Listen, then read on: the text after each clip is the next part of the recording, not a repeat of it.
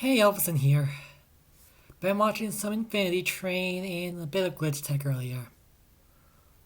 It's just that when I watching Infinity Train, the first book, I think it'll just come back to me. Both two and three. It's sort of a very deep and compelling series. It's just that there's just so much they can do with. Although it's just that in the third book, it's just that I thought that Hazel's dormant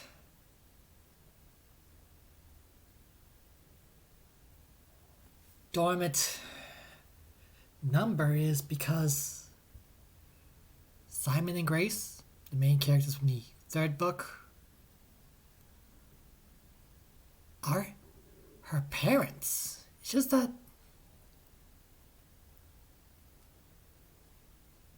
I just thought at that time until that big twist.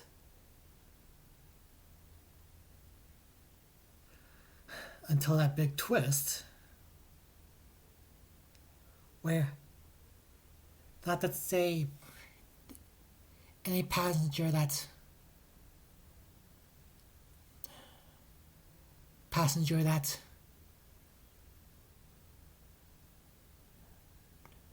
dormant cannot leave until anyone who related them from a different time period leaves.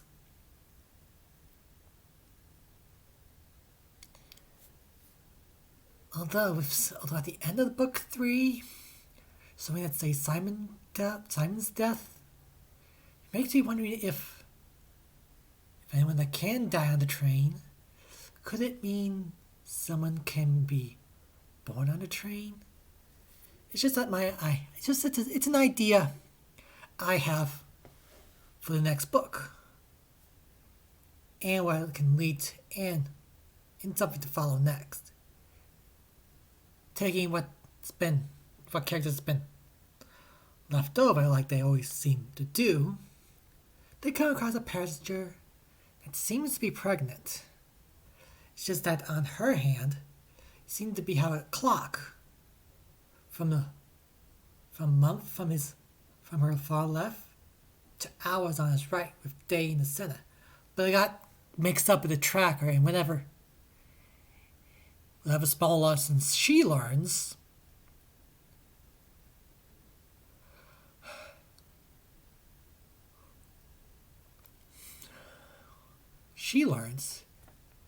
it ended up affecting the count, just making it go smaller than others. End up having the fetus grow faster than normally. And then up until she gives birth. The next book will be about that child. Say a little older and probably end up as an apprentice.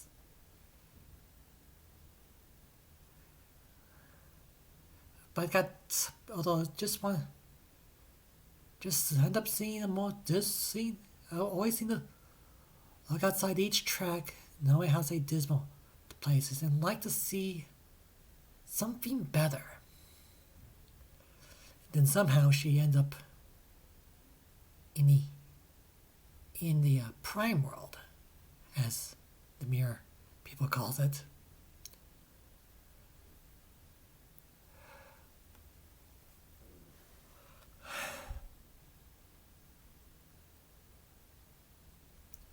And does so well only it does unlike does end up living with her birth mother and whoever she's married to. Now the question, but she won't have a number on there. Only apart from her she being born of green hair.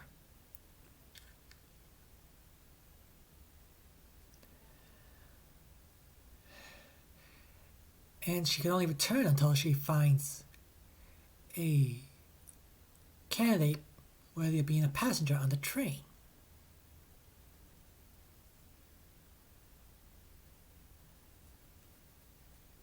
Now, the third one, well, this is only just a what if. Although I suppose those that that were on the train, depending on how old they are, the memories of them will slowly fade away. Well, except for Tulip, that because he doesn't have a reflection, and Jerry because she brought MT or Tulip with him. But will stories of a train be word of mouth? And does someone at like say a university student, want to do a paper on the urban legends? It does end up being on a train herself. Be on a train him or herself. Or maybe both of them.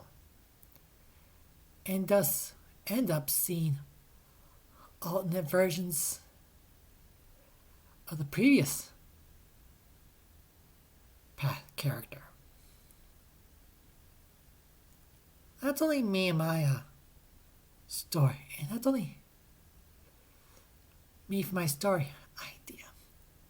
Story idea is one on say what the next few books could be.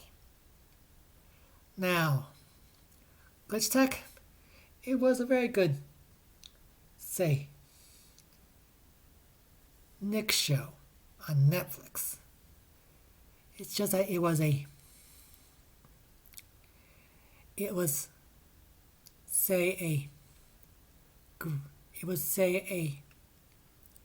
good show of Miko and 5 battling glitches that popped out of screens.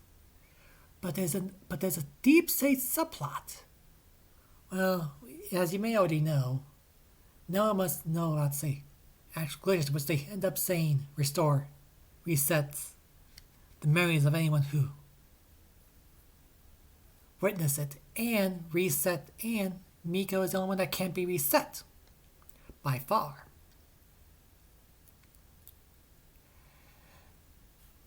And at the end of the second season, the boss films of crying across old cartridges of video feeds of himself, of his past self. Maybe it's something they found out what Hinobi is hiding, which may have something to do with the Lego or whatever it's called, Miko's incapability of reset, and maybe why High Five's dad was in jail in the first place. They never explained what he was in prison for. Well, and I think Miko's name is an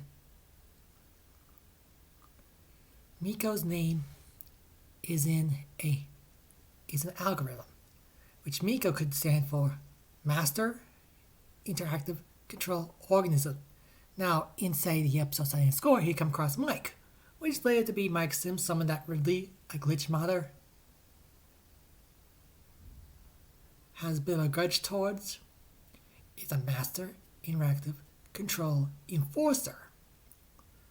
So, if things are what they seem to be, Miko was an accident. And Mike was on purpose.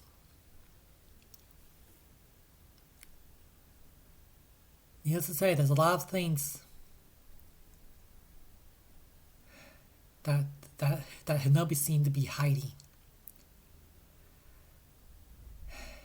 And if they're planning on shutting the light on those, I want in.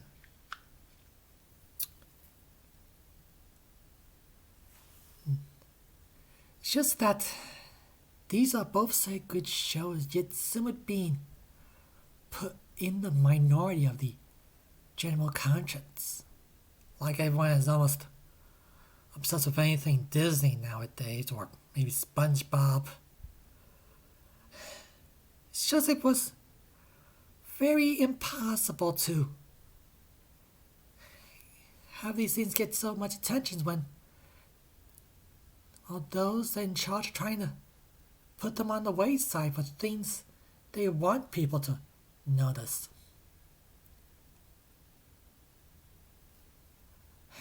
In fact, almost everyone I know on Facebook most likely like Disney stuff. And will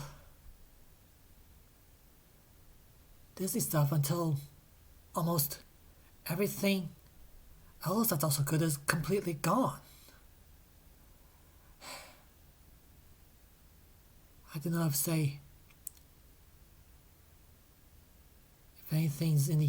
if anything I say or suggest it's barely worth mentioning. Anyway, that's all the time I can have. This is Ovalsan, Oval and out.